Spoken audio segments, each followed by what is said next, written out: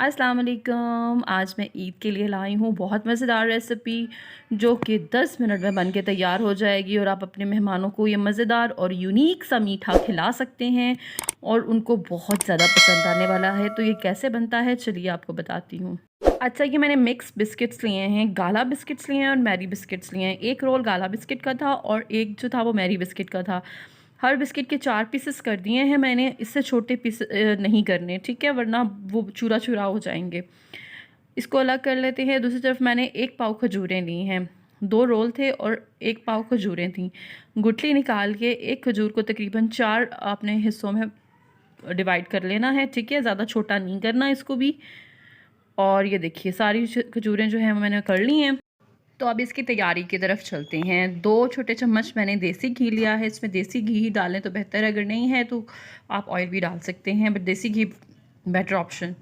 अच्छा, अब खजूरें जो हैं उनको डालना है और इसको तकरीबन 4 से 5 मिनट बस आपने करना है। 4 मिनट इनफ है, इससे ज़्यादा आपने इसको घी में नहीं पकाना, ठीक है। तो थोड़ी सी देर इसे करने के बाद फिर इसमें डालनी है चीनी। ये देखिए थोड़ी सी नरम हो गई हैं, हल्की सी, बस बहुत ज़्यादा नरम नहीं करनी। 2 चम्मच चीनी काफ़ी है क्योंकि खजूर ऑलरेडी मीठी होती है। तो चीनी को मिक्स करेंगे। और अगर आप पहली दफ़ा मेरे चैनल पर आए हैं और आपको मेरी वीडियो अच्छी लग रही है तो लाइक और सब्सक्राइब ज़रूर कीजिएगा, साथ बेल आइकॉन को प्रेस भी ज़रूर कीजिएगा।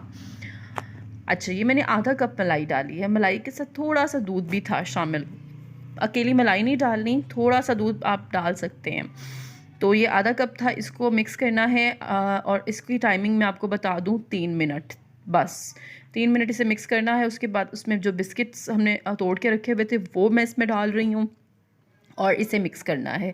इसे अब आपने इस तरह मिक्स करना है कि जब खजूरें जो हैं वो देखिए ना, बिस्किट और खजूरें अलग अलग हैं, जब ये बिल्कुल एक जान हो जाएं, जैसे बिस्किट्स के ऊपर चढ़ जाए ना, ये बिल्कुल इस स्टेप पर देखिए, तो बस हमने इतना ही पकाना है इसे। और बस हमारा इतना मज़ेदार सा और आसान सा जो डिज़र्ट है, ईद स्पेशल डिज़र्ट, वो तैयार हो गया है। इसको डालें किसी में बर्तन में आप, ठीक है। अगर आप बारीक लेयर बनाना चाहते हैं तो बारीक लगा लें, नहीं जिस तरह भी आप जितनी भी इसका लेयर बनाना चाहते हैं, जितना मोटा रखना चाहते हैं उतना रखें। इसके ऊपर थोड़े से बादाम गार्निश करें, बादाम को भी थोड़ा सा दबा दें ताकि ये अंदर तक चले जाएँ, ऊपर उतरे ना। और इसके बाद इसे थोड़ा देर के लिए फ्रिज में सेट होने के लिए रखें और फिर निकाल के इसे सर्व करें। तो इस ईद पर आपके मेहमान इसकी रेसिपी पूछे बगैर रह नहीं सकेंगे।